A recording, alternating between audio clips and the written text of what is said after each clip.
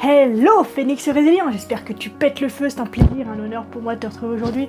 Aujourd'hui, très cher ami, j'ai envie de rebondir sur un discours que j'entends et que nous entendons probablement très souvent, trop souvent, et qui ressemble à celui-ci, que le monde va mal, que le monde c'est de la merde, que les politiciens sont des connards, qu'il y a trop d'inégalités, que la vie est injuste.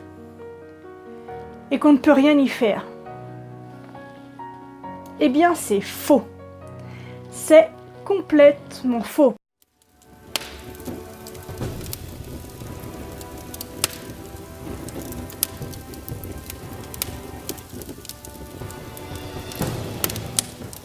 Contrairement à ce qu'on peut croire, si chacun y mettait du sien à son échelle, le changement pourrait avoir lieu d'une manière fulgurante. Mais il est super important que c'est le changement individuel qui amorcera le changement de masse, d'ordre mondial, si je puis m'exprimer ainsi. La phrase de Gandhi, ultra célèbre, ultra connue, ultra citée, qui incarne le changement que tu veux voir dans le monde, est on ne peut plus vrai. Et il est super important que cette phrase soit présente dans l'esprit de chacun. Alors pourquoi? Comment est-ce possible que qui n'a aucune influence sur personne puisse provoquer un changement dans le monde? Eh bien déjà, tu n'as pas d'influence sur personne, c'est-à-dire que tu as la capacité d'influencer certaines personnes. Tes amis, ta famille, éventuellement tes collègues, tes enfants.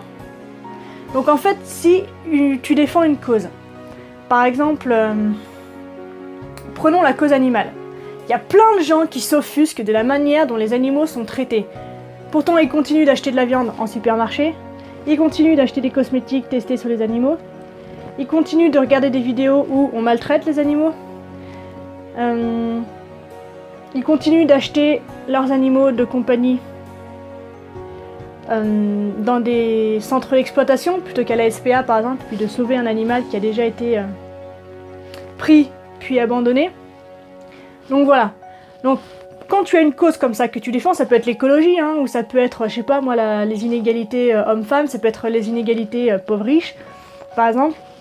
Mais si on reste sur la cause animale, tu as vu déjà le nombre de possibilités que tu as d'agir. T'es pas obligé de tout faire en même temps. T'es pas obligé de tout arrêter en même temps.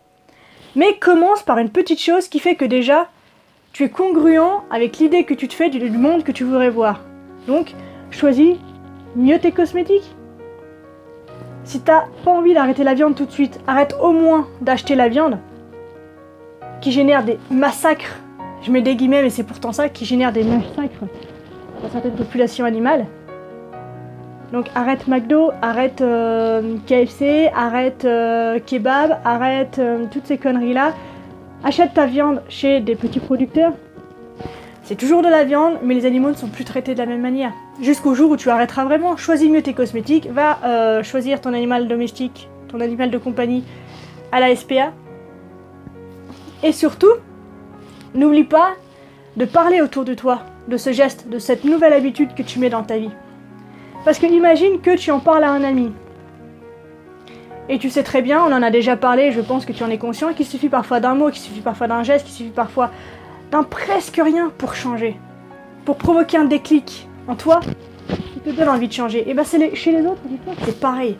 Donc si tu en parles à un ami, que dans ta phrase, dans ton discours, dans ta posture, tu mets quelque chose qui provoque un déclic chez lui, lui déjà va changer son mode de pensée, qui va ensuite changer son mode d'agir.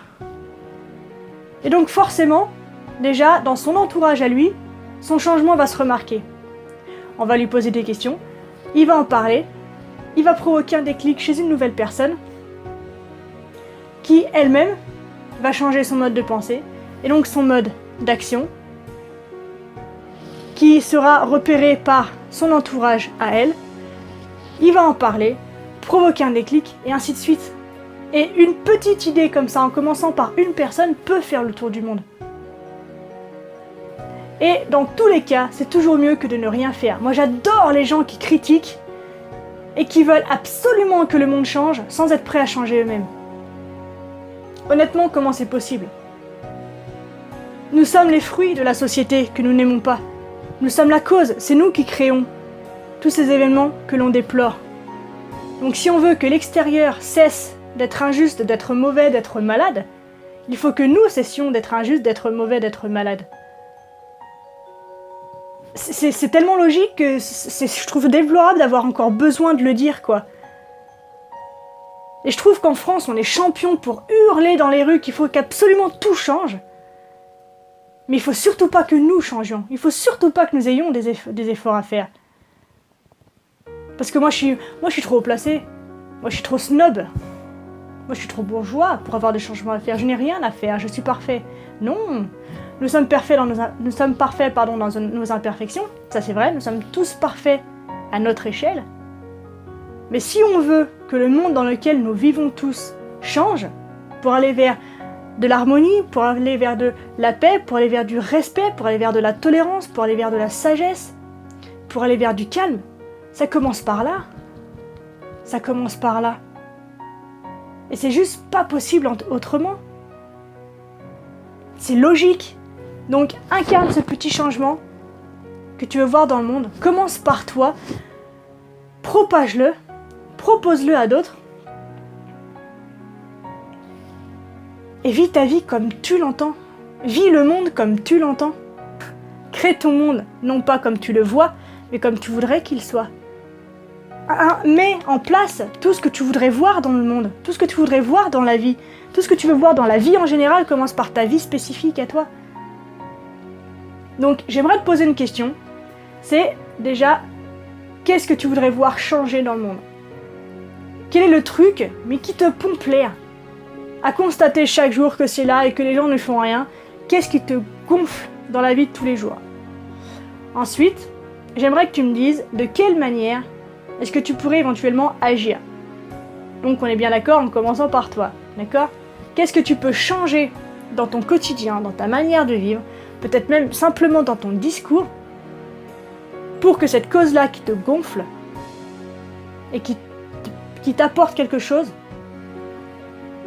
comment peux-tu faire pour créer un changement déjà dans ta vie vis-à-vis de cette situation-là?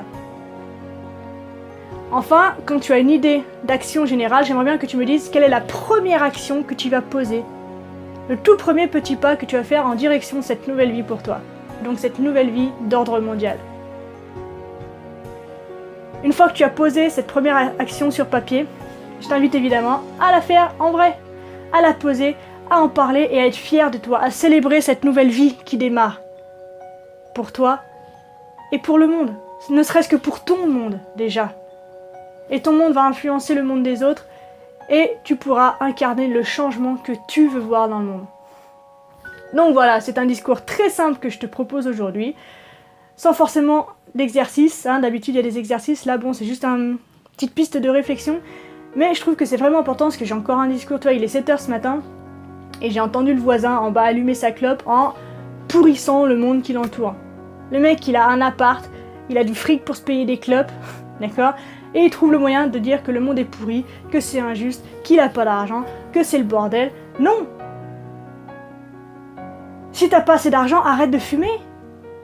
Arrête de te plaindre, mets en action ce qu'il y a, et puis le jour où effectivement t'as tout fait et que tu considères que rien ne se passe, éventuellement tu pourras dire quelque chose, t'auras le droit de râler.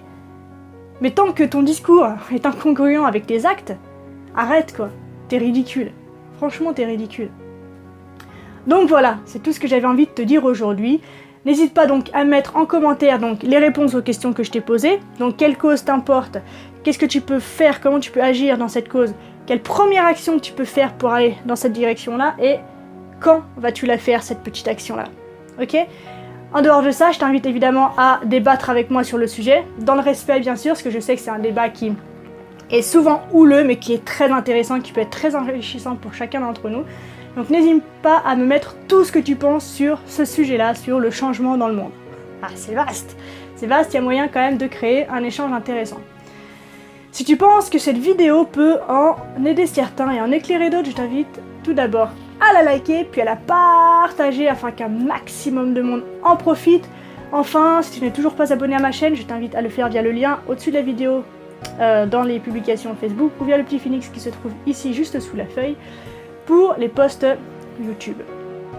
Je te donne rendez-vous demain pour une nouvelle vidéo.